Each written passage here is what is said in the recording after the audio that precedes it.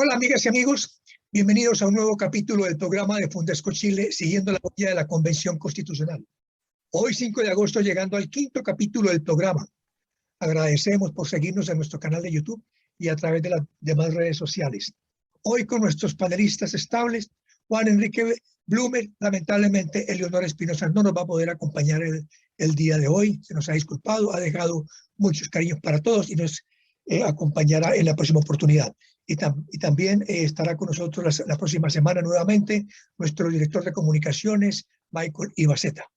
Le damos la bienvenida a Juan Enrique y los más sinceros agradecimientos por acompañarnos cada semana y ayudarnos a entender este proceso constitucional y los avances en el camino que terminará con la elaboración de una propuesta de nueva constitución para nuestro país. Sin más preámbulos, vamos a comenzar con algunas preguntas que ya tenemos institucionalizadas en nuestro programa. ¿Qué destacaría de la quinta semana de la convención, que justamente ayer miércoles 4 de agosto cumplió su primer mes de trabajo, el cual tuvo declaraciones y celebraciones dignas de recordar? Cuéntanos, amigo Juan Enrique. Sí, mira, la verdad es que a mí, a propósito de lo que pasó ayer y lo que ha pasado los días anteriores, me parece hermoso escuchar todos los días la voz de las primeras naciones en la Convención Constitucional y cómo se ha consolidado y validado, más allá de algunos exabruptos y desencuentros, y a pesar de que algún sector de ciudadanos siguen con sus manifestaciones llenas de prejuicios contra los pueblos indígenas en la Convención. Se ha consolidado y validado, digo, como un interlocutor legítimo en la vida nacional. Esta cuestión es impensable hasta hace unos años atrás. Es un anhelo, esta participación largo de los pueblos originarios, que desde hace mucho tiempo reclaman por tener voz y voto en las decisiones que los afectan. Es hermoso ver cómo esa presencia, impensada hace un par de años en el debate nacional, se patentiza en símbolos potentes, como por ejemplo los convencionales de todos los pueblos, expresándose en sus idiomas propios, así como por ejemplo también las banderas de los distintos pueblos de Chile, incluido el pueblo mestizo chileno o la bandera del Estado de Chile, la bandera nacional, si quieren. En las dependencias del Congreso, esa imagen que era de un pasillo largo con banderas a los dos lados, me pareció muy gráfica de lo que es hoy día la representación de los distintos sectores de la ciudadanía en la convención. Lo otro es que, a propósito de cumplirse un mes de la instalación de la convención, me parece reconfortante y esperanzador ver cómo, a pesar de todo, se imponen en la convención y todos los liderazgos de la convención como responsabilidad democrático, compromiso genuino por institucionalizar el trabajo de la convención constituyente, y una cosa que mucha gente ha destacado harto, que tal vez no está muy en sintonía con la sensibilidad o la falta de sensibilidad de la derecha, o al menos de cierta derecha, pero que al ciudadano común le ha llamado mucho la atención, es la diferencia de tono, el contenido profundo del discurso de la presidenta de la convención cuando habla de amor, y ayer hablaba de la hermosa morenitud, que aludiendo a una frase del poeta Licura Chihuahilaf, que Chihuahilaf habla dice textual, que nuestra lucha es por la ternura. Nuestra lucha es por ternura, no luchamos por envidia, no luchamos por competir. La lucha de los pueblos originarios es una lucha por la ternura de la madre naturaleza, por la ternura de la tierra, por la ternura por los hijos, por la ternura con los ancianos que vinieron antes que nosotros.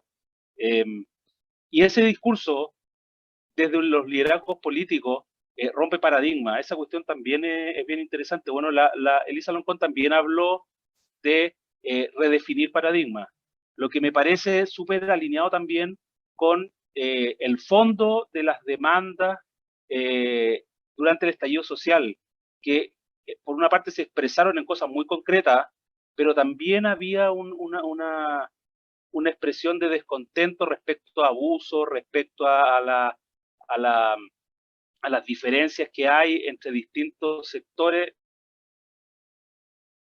de la ciudadanía, y todos estos gestos de Elisa Loncón y también del vicepresidente Baza responden un poco también a esas demandas de participación, de justicia social, de igualar las voces dentro del debate democrático, y que no solo sean escuchados algunos, sino que sean escuchados todos, sobre todo los invisibilizados por la historia. Esa cuestión me parece súper esperanzadora. Y mire, y por último, quería comentar algo con lo que estoy en absoluto desacuerdo, y no me importa de dónde venga la solicitud, pero llamados y respuesta de uno y otro lado de destituir a alguien en su cargo porque no le gusta o no se ajusta a las formas que quiere, me parece completamente impropio de la democracia. Hubo un grupo hace unos días atrás que de manera bien vociferante llamaban a la destitución de la constitucionalista Marinovich, y en respuesta otro grupo llamaba a la destitución de la presidenta de la convención, porque a ninguno de los dos le gusta la forma. Independiente de lo que uno piensa respecto a las formas de cada una, resulta que son representantes elegidos democráticamente. Y si algo hay que respetar de este proceso, es la voz de la ciudadanía. Aquí no están ahí instalados a dedo, no fueron nombrados por un presidente de la Junta de Gobierno, no fueron nombrados como una parte de una comisión, son representantes del pueblo, y como representantes del pueblo, ellos tienen el legítimo derecho de estar ahí, independiente de que su voz le desagrade o le agrade a quien sea. Es el juego de la democracia, y las diferencias habrá que resolverlas con diálogo, como demostró, por cierto, y con paciencia, el vicepresidente Baza cuando, a propósito de Tere Marinovich, reclamaba sobre un tema nada que ver en un debate sobre el reglamento de ética, y el vicepresidente le pedía que por favor se concentrara en el tema que se estaba debatiendo y no se saliera del debate. Una paciencia infinita, una convencional que gritaba a través del micrófono. Bueno, esas son las cosas que me parecen interesantes, llamativas y dignas de destacar en esta semana que pasó. Te veo muy emocionado, lo cual me parece supremamente bien, porque responde muy bien también al compromiso y a la convicción que tú y que yo también tengo, y la esperanza que tenemos de lo que va a salir de esta convención. Concuerdo completamente contigo en el sentido de que ahí en la convención no sobra ninguno. Creo que viendo cada uno de los rostros y lo que ha significado la llegada de cada uno de los convencionales, la verdad es que ninguno sobra. Yo creo que todos están allí por sus propios méritos y representan clara y perfectamente lo que es todo este territorio y toda esta geografía y toda esta cultura chilena o multiculturalidad. Y en ese sentido, si alguien sale de allí, no debe de ser por la decisión de algún externo, sino por la voluntad seguramente de cada uno de ellos de manera individual, que se autoexcluya, pero no creo que ninguno sobre allí. Por el contrario, me parece que están todos los actores necesarios para que salga de allí un buen acuerdo y una buena propuesta constitucional. En lo personal, te cuento que efectivamente yo también he notado que ha habido avances en la semana, en esta quinta semana de trabajo de los convencionalistas. La conformación, por ejemplo, de las comisiones me parece que ha logrado el objetivo propuesto por la mesa directiva. Estas comisiones han comenzado a trabajar y a dar ya, se han concretado rápidamente en el trabajo que les corresponde. Yo quiero destacar también la comisión de ética. Esta comisión de ética tuvo un gesto que a mí me llamó mucho la atención, porque decidió adoptar el actual reglamento de ética que tiene la Cámara de Diputados mientras ellos elaboran el propio. Esto para mí es una señal de humildad y de pragmatismo, algo que yo estaba echando de menos realmente en este mes, porque desde el punto de vista de la organización de un cuerpo colegiado, yo creo que hay demasiada experiencia en nuestro país y por ello no se justifica la improvisación ni el deseo de innovar, sobre todo cuando hay tan poco tiempo para ello.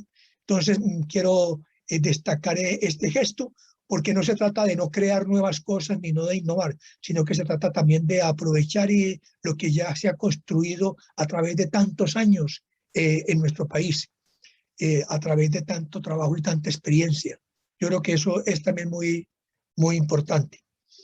No sé qué te parecieron de todas maneras las declaraciones de la presidenta de la convención cuando dijo que no era Mandela. Y quiero destacar esto por lo que dijiste en tu comentario inicial relacionado con el hecho de que de todas maneras por parte de la mesa directiva y especialmente de la presidenta de la convención hay toda una vocación de búsqueda de ternura, de amor, de trabajo armonioso y de empatía dentro de la sala. Esta frase me parece que no estaba no la encuentro como muy acorde a lo que ella planteaba. ¿Cuál es tu opinión en relación con ello, Juan Enrique? Mira, ella dijo unos días antes que ella quería un liderazgo desde el peyún, del corazón, el amor.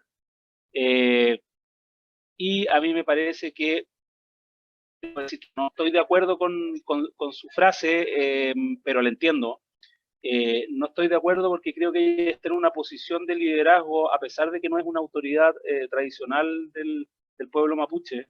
Ella está en una posición de liderazgo que debería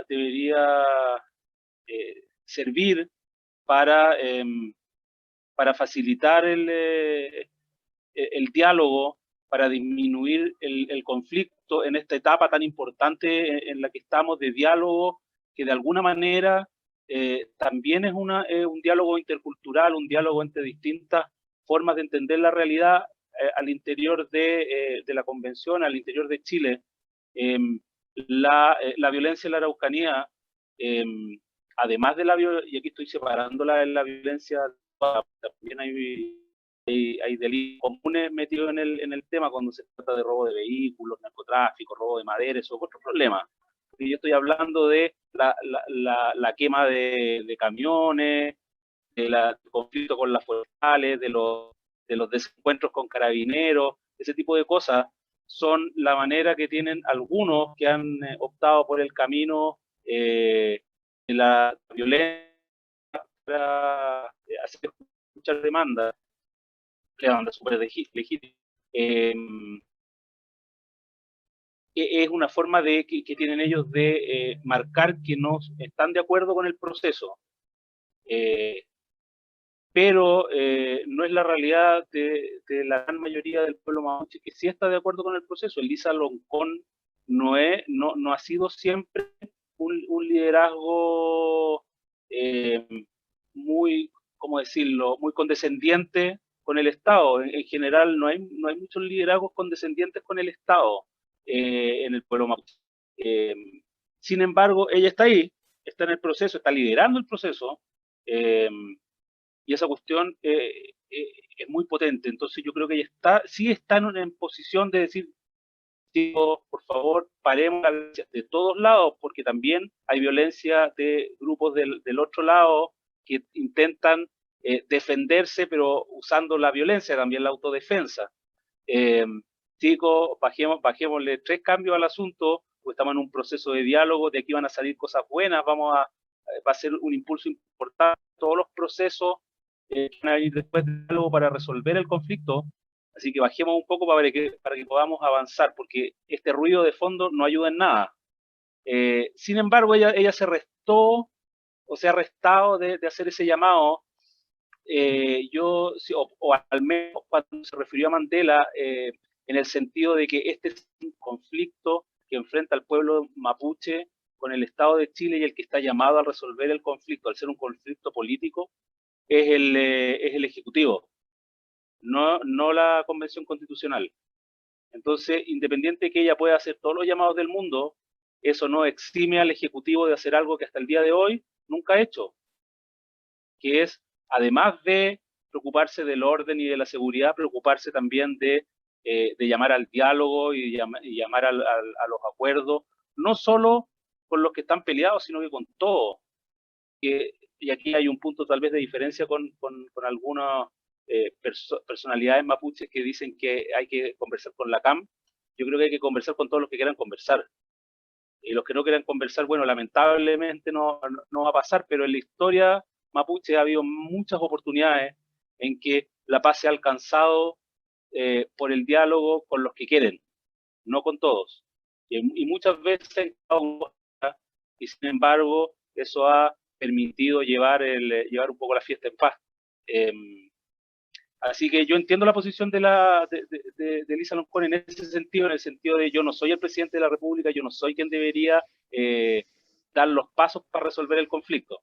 Pero Sí, discrepo que ella no tenga nada que decir al respecto, porque claro. ella de alguna manera es la suma de las voces de todo el pueblo mapuche y de todos los pueblos indígenas que quieren participar en un proceso de diálogo para resolver el problema. Además está en una posición que le da una categoría, le da una importancia, un realce, que yo creo que es para aprovecharla también, porque personalmente yo creo que todos los chilenos sensatos debemos condenar la violencia como medio para alcanzar objetivos. Fíjate que hasta las familias más humildes desaprueban las rabietas y las pataletas de los hijos que la utilizan para conseguir la aprobación de sus peticiones. La presidenta de la convención creo que desaprovechó una oportunidad. Así lo han expresado muchas personas. Yo creo que tenía la oportunidad de hacerlo, el momento era para hacerlo, y creo que al perder esta oportunidad, pues bueno, perdió también la oportunidad de destacar la nobleza y la grandeza del pueblo mapuche, que por excelencia es pacífico y que eso ha querido mostrar justamente al interior de la convención y liderando la mesa directiva con muchas de las expresiones que ella ha lanzado allí, que tú nos has recordado también hace un momento, y que son justamente la que todos los chilenos estamos esperando. Esa decisión e intención de convivencia, de armonía, de pongámosle cierto a esto freno para que comencemos a hablar de soluciones sin excluir absolutamente a nadie. Yo creo que era algo importante. Sí. Tal vez podemos volver Sí, más ahora, adelante. Sí, te escucho. sí, déjame de todas maneras resaltar un punto que es súper crucial si estamos conscientes de quiénes son las personas que están ahí. Como dije hace un momento, ni Elisa Loncón, ni el ex alcalde Millabur, ni Natividad Yanquileo, ni la Machi Francisca Linconao son liderazgos condescendientes con el Estado de Chile. Si de algo no los puede acusar nadie sensato en el mundo mapuche, es de Yanaconas a ellos. Ellos siempre han estado en la defensa de los derechos ancestrales, siempre han estado al frente de los pedidos de las reclamaciones mapuche. Así que el hecho de que estén ahí dialogando es muy potente para quien quiera entenderlo. ¿Sí? Hay gente que no lo va a entender nunca, pero ellos no están ahí porque querían aprovecharse de la situación, no están ahí para bombardear ningún proceso, ellos están ahí porque el diálogo es importante y es súper fuerte. El alcalde Millán es uno de los liderazgos que impulsó la ley Lafkenche. Él es una personalidad muy importante en la historia del conflicto mapuche de los últimos 30 años. Muy importante el alcalde Millán.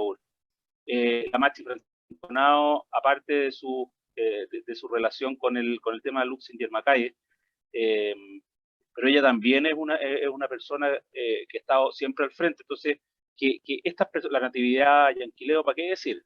Estén al frente de las reclamaciones, estén dispuestas a dialogar, es muy, muy potente. Y siguiendo en esa misma línea, estimado amigo, ¿por qué no hablamos un poco acerca de lo que pasó en la Comisión de Derechos Humanos en relación con el general Jorge Arancibia y con la Machi Linconao, que pidió al general Jorge Arancibia retirarse de la comisión?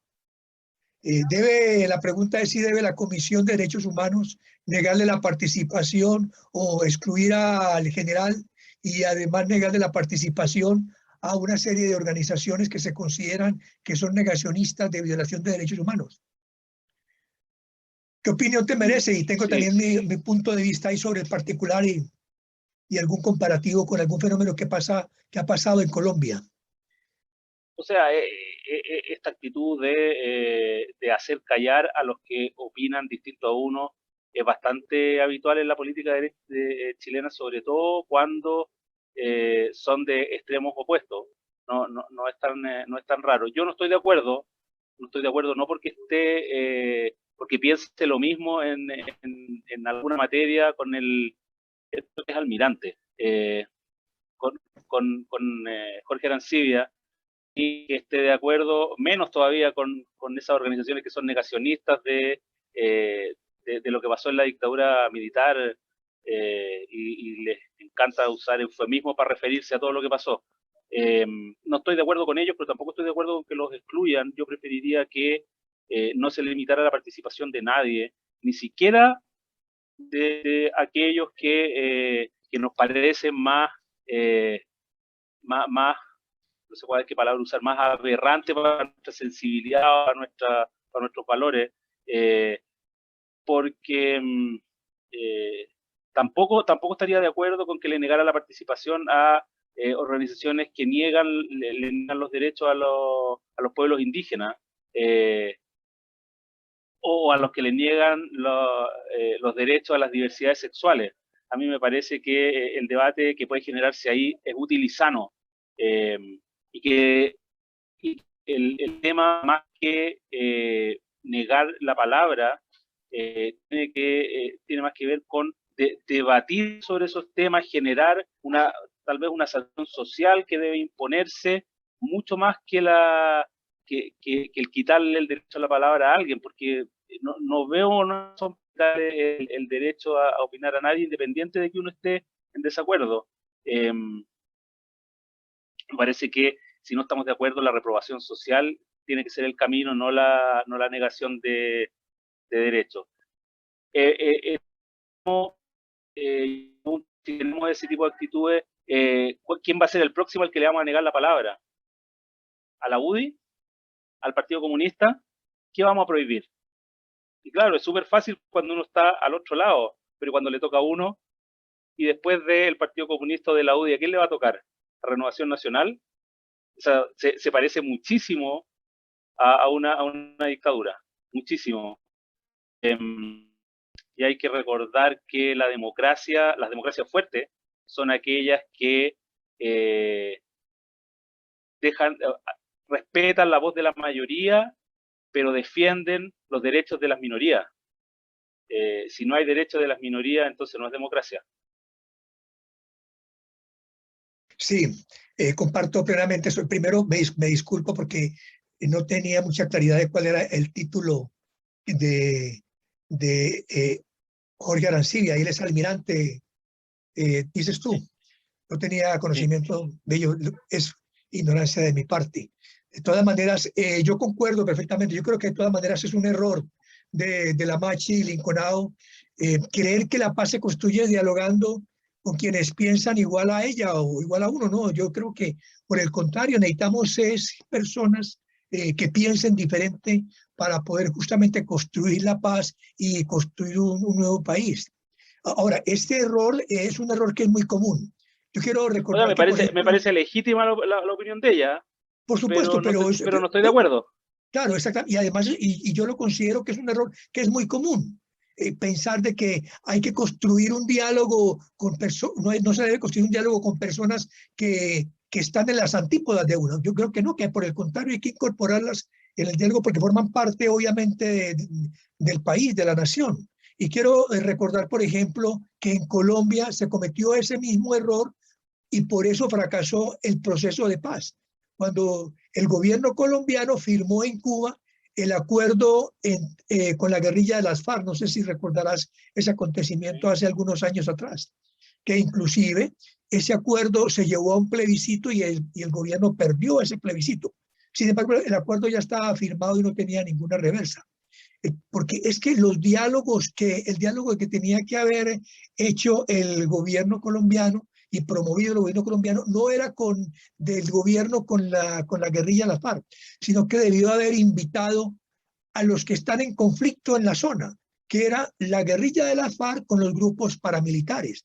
Porque es que en Colombia hace tiempo se perdió el control del Estado en el manejo de los problemas sociales, los conflictos. Y allí lo que hay es un enfrentamiento entre guerrillas de las FARC, ELN anteriormente, EPL anteriormente, M19, etcétera, y grupos paramilitares. Entonces son ellos los que deben de conversar, son ellos los que deben de comprometerse a llevar la paz a las zonas donde hay conflicto. Y el Estado simplemente debe actuar como garante de ese proceso. Y creo que exactamente esa es una buena estrategia también que se debe utilizar para no cerrarle la puerta a quienes se considere que son negacionistas de la violación de derechos humanos o de la violencia. Hay que invitarlos justamente para que ellos expongan sus puntos de vista y también sientan el dolor de la gente que está en la contraparte. Tener sentados en Chile en el mismo espacio y con la tarea de escribir una nueva constitución, todas las facciones y posiciones que son contrarias, es un acontecimiento que todos debemos agradecer y celebrar. Por ello creo que el mundo está con los ojos puestos en Chile, porque cualquier cosa que resulte será positiva, porque aquí no hay punto medio. Yo creo que todos o vamos a salir o van a salir muertos de allá o van a salir abrazados. Y obviamente yo espero que todos salgan abrazados. Por supuesto que estoy convencido que será esto lo que va a suceder, porque yo creo que la sensatez y la sabiduría es la que va a terminar imponiéndose en esta convención. No sé, ¿tú qué Oye, opinas? ¿te has fijado que la última semana la lista del pueblo estuvo mucho más callada? Estuvieron enredados en sus Ciertamente, temas electorales, pero en la convención no se los escuchó mucho. Lo que me parece fantástico esto a propósito de que prime la moderación y que prime la cordura y que prime la sabiduría. Me parece estupendo que los vociferantes dejen paso a los moderados en el debate, ciertamente, y sabes, yo que no creo que tiene nada que también, ver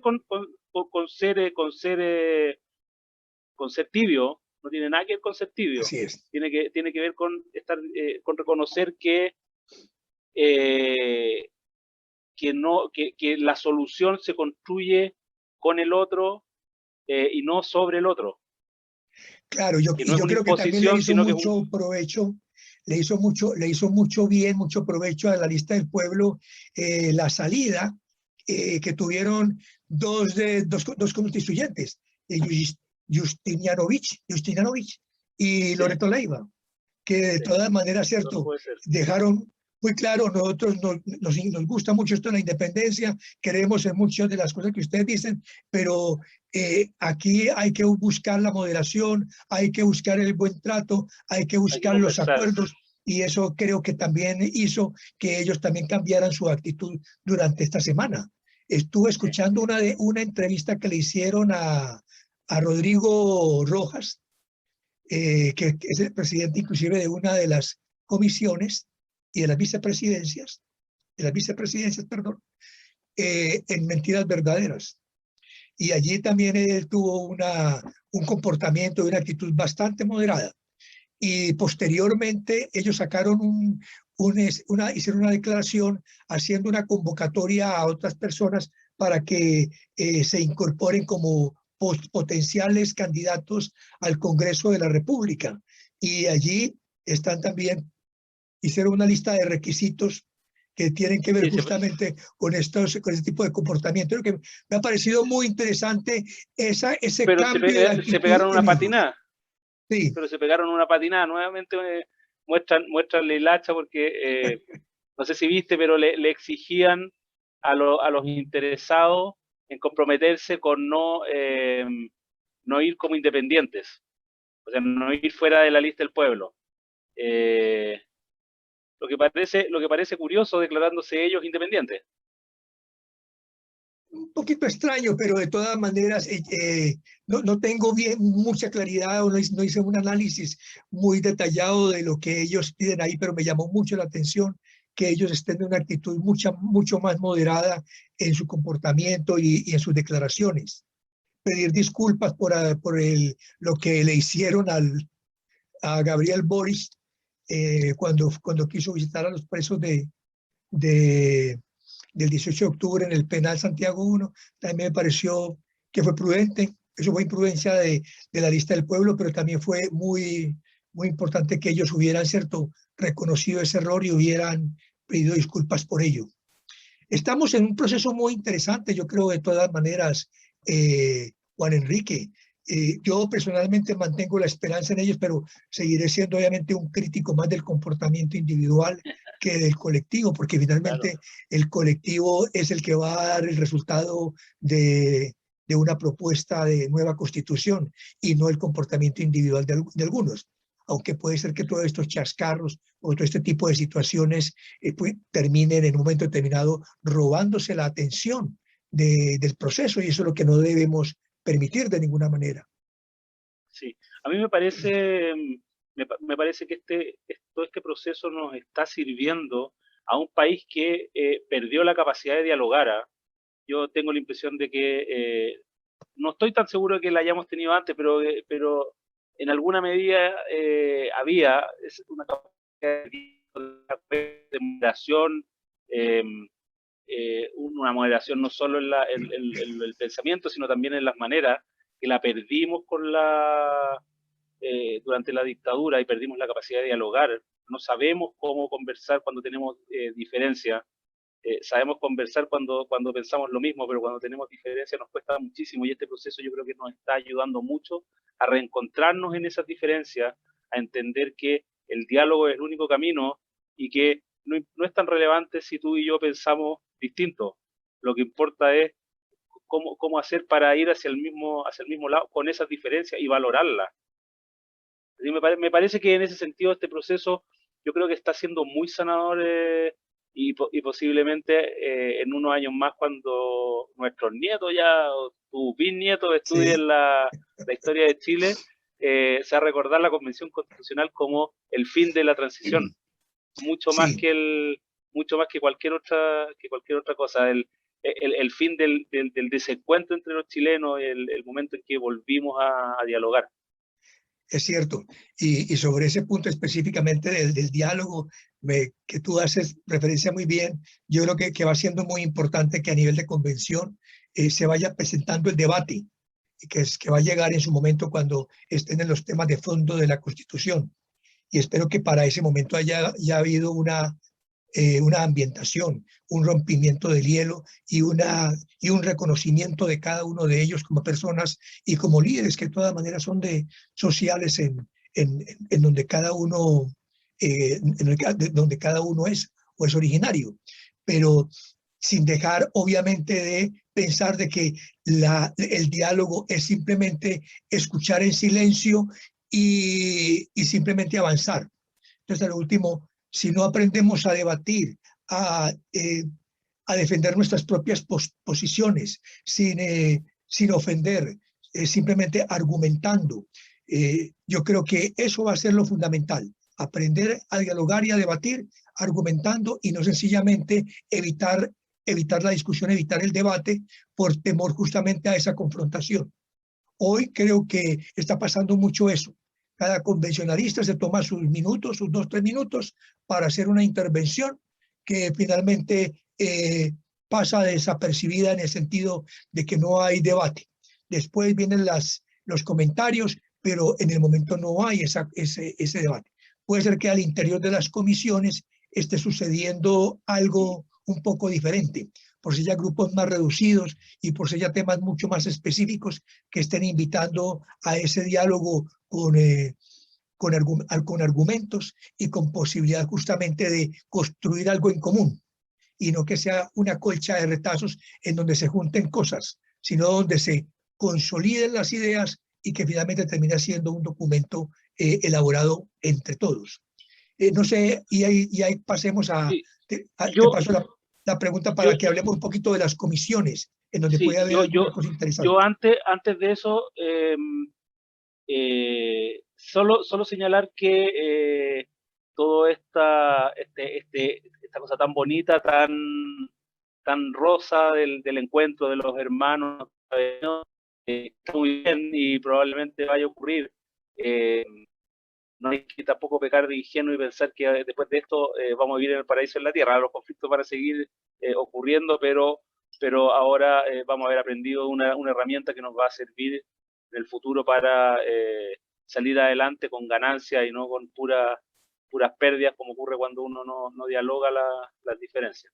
Y sobre las comisiones, eh, sí, en este minuto, mira, las comisiones, las transitorias, tienen como misión tratar los distintos aspectos del reglamento de la constituyente y tienen un par de semanas solamente para hacerlo. Y esto es un ejercicio muy interesante, que es de recibir a gente de fuera de la convención, a fundaciones, corporaciones, expertos, personas líderes de las distintas comunidades, de los distintos territorios, para escuchar su opinión, lo que tienen que decir respecto a cada tema específico. Lo que me parece un ejercicio de participación ciudadana súper interesante, que además va más allá que la mera democracia directa que tanto le gusta a algunos, pero que no siempre sirve.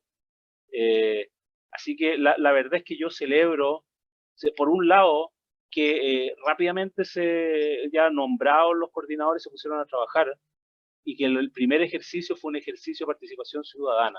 Esa cuestión me parece súper valioso, porque de alguna manera es parte del ejercicio de romper los viejos paradigmas estos de que la representación de los ciudadanos por parte de los mandatarios no es un cheque en blanco, sino que ahí tiene que haber un diálogo permanente entre el mandatario y el mandante, entre el ciudadano y la autoridad y su representante en el fondo. Ojalá que de aquí aprendamos que este tipo de espacios se pueden dar en otras instancias del Estado también. Pues. Sería súper bueno ver a los parlamentarios conversando más con sus comunidades y no solo con algunas personas específicas de los distritos que representan. Y eso, tienen poco tiempo, pero yo veo a los coordinadores con muchas ganas. Así que yo creo que van a hacer un buen trabajo en el tiempo que tienen para hacerlo. Y realmente se ha notado mucho entusiasmo en las comisiones. Y la verdad es que la elección, me gustó también mucho el sistema de elección de los coordinadores, porque involucró no solamente a todas las regiones, sino que se preocupó de mantener esa paridad de género. Yo creo que los pueblos originarios y todo esto me parece muy interesante, porque eso da confianza, da seguridad y invita y convoca a todos a participar y a sentirse parte realmente de la convención. Eso yo quiero celebrarlo, quiero reconocerlo en esta etapa que ha sido un poco lenta, pero que de todas maneras parece ser de que es un buen camino. Una cosa que también me gustaría celebrar en este tema de las comisiones es la creación que se hizo de un comité, el comité de asignaciones. Comité externo de asignaciones. Había mucha expectativa con ese comité. ¿Quién iba a definir la forma de asignarse los recursos, cierto, para la convención y para los convencionalistas? Y no sé, finalmente terminó aprobándose una propuesta de la mesa directiva que en lo personal me pareció genial. Y es que hay 6 representantes en esta comisión, en este comité de asignaciones. Y son personas externas. Ahí, por ejemplo, está elegido un representante de la Tesorería General de la República. ¿Sí ves? También hay una persona que es representante del Servicio de Impuestos Internos. Hay otro que es de la Contraloría General de la República. Otra persona que es del Senado. Otro representante de la Cámara de Diputados. y hay también un representante de los pueblos originarios. O sea, muy ¿Sabes? interesante porque es algo transversal, pero y además todos son externos, ¿no? Es algo transversal y son instituciones que son claves y que manejan los recursos de la nación, que tienen que preocuparse por ello y que son independientes a la ¿Sabes quién es comisión. de los pueblos ¿Qué te parece? originarios? No tengo en este momento el nombre, pero te lo voy a decir en un par de segundos. Sí lo tengo Vale. ubicado, pero te lo voy a decir en un Oye, momento. ¿Sí? lo que a mí me parece genial de la propuesta del Comité Externo de Asignaciones es que es una muy interesante solución eh, desde el minuto que la Contraloría, hace unos días atrás nomás, señaló que la convención era completamente autónoma en su Correcto. accionar y que por lo tanto ni la Contraloría, ni la Tesorería, ni el Comité de Transparencia, nadie, menos el Poder Ejecutivo, nadie puede interferir en sus decisiones. Así que me parece que respecto al tema de recursos, que es un tema tan delicado, me parece genial que que haya un comité externo, que además haya representantes de muchos de los organismos que normalmente tienen una función de control, pero que en este caso no aplica directamente. Entonces, como no aplica directamente y son autónomos, pero de todas maneras saben que los invito a participar y a darnos su opinión y ayudarnos en estas decisiones para efectos de transparencia, para que no haya ninguna duda o la menor duda posible respecto a cómo se están gastando los recursos. Eso es cierto. Me pareció muy bien esa. Y también en el tema de la Contraloría General de la República se hizo un convenio no solamente aprobado por la mesa directiva para manejar y tener el control de los recursos, sino que adicionalmente para que se hiciera la declaración de intereses y patrimonio de los convencionales. Y todos aceptaron justamente hacer ese, creo que ya todos lo habrán hecho a esta altura. Y adicionalmente la Contraloría ofreció la sede a nivel nacional, la que tienen todas las ciudades capital, para efectos de que la convención, cuando quiera desplazarse, pueda hacer uso de esas sedes. Algo que también parece muy interesante es lo que tiene que ver con el Consejo para la Transparencia, que también firmó un acuerdo También fue con la invitado. convención, justamente, ¿cierto?, Sí. para poder facilitar la información, las actas que se vayan elaborando en la convención y vayan quedando a disposición también de la ciudadanía.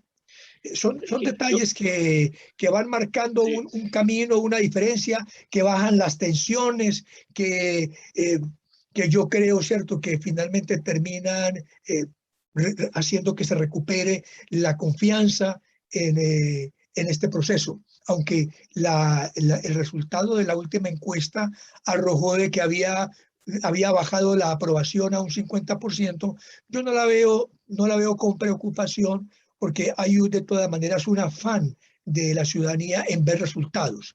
Pero quienes Yo estamos allí estoy bien con cerca eso. sabemos que de todas maneras esta parte es una parte que ha sido necesaria. El nombre de la persona representante de los pueblos indígenas que está allí en esta en este comité de asignaciones se llama Salvador Millaleo Millaleo, Hernández. lo conozco. Ese es, no sé, yo no sé qué.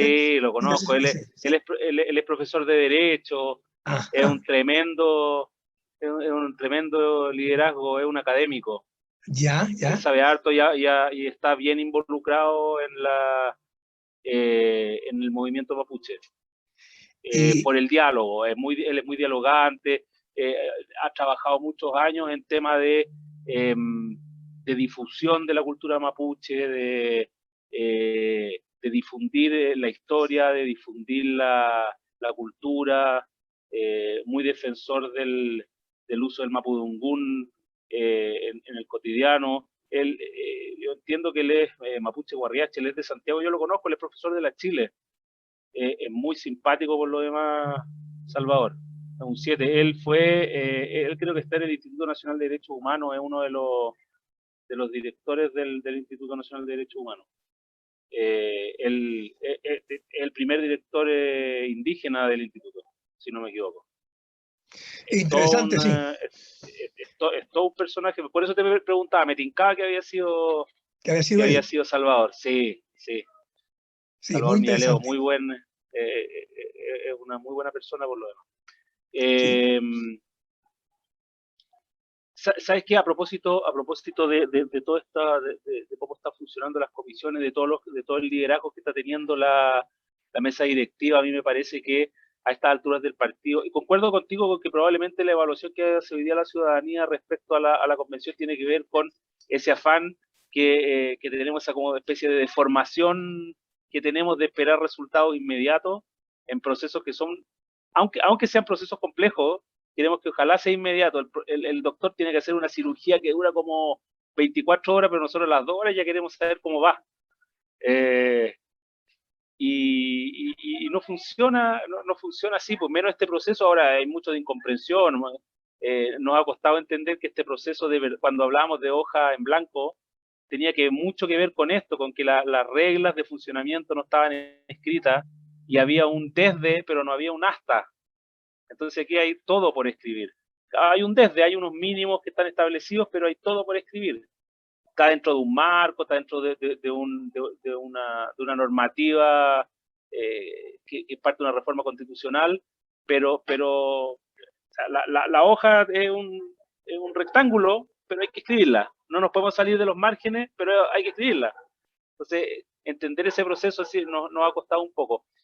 Sin embargo, yo tengo la impresión de que al final de estas 2 o 3 últimas semanas que nos quedan antes de que empiece el debate constitucional propiamente tal, muchos de los temores de parlamentarización del proceso constituyente se van a ver diluidos. A mí me parece que hoy día la directiva y las comisiones han dado suficientes muestras como para pensar que la convención no va a funcionar como el Congreso.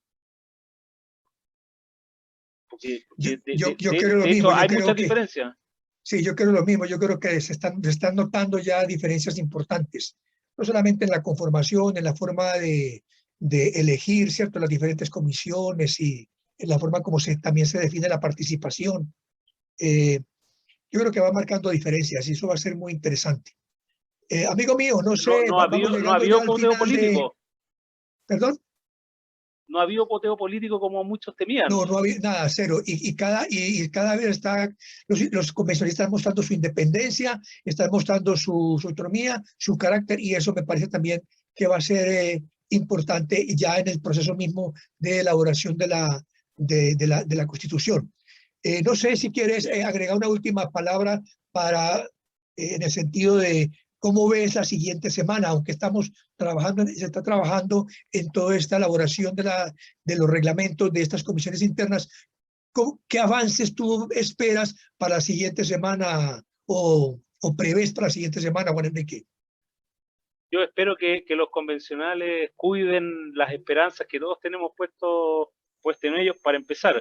Y tengo confianza de que a medida que pasen los días, y como ya de alguna manera lo han demostrado, esta confianza se vea ratificada con su actuar.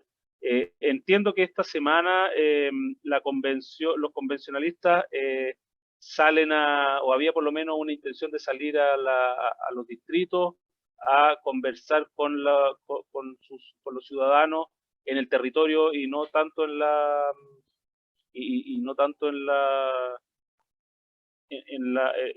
sede del Congreso, pero tienen que seguir probablemente el proceso de diálogo con la ciudadanía, este proceso de participación ciudadana va a seguir la próxima semana.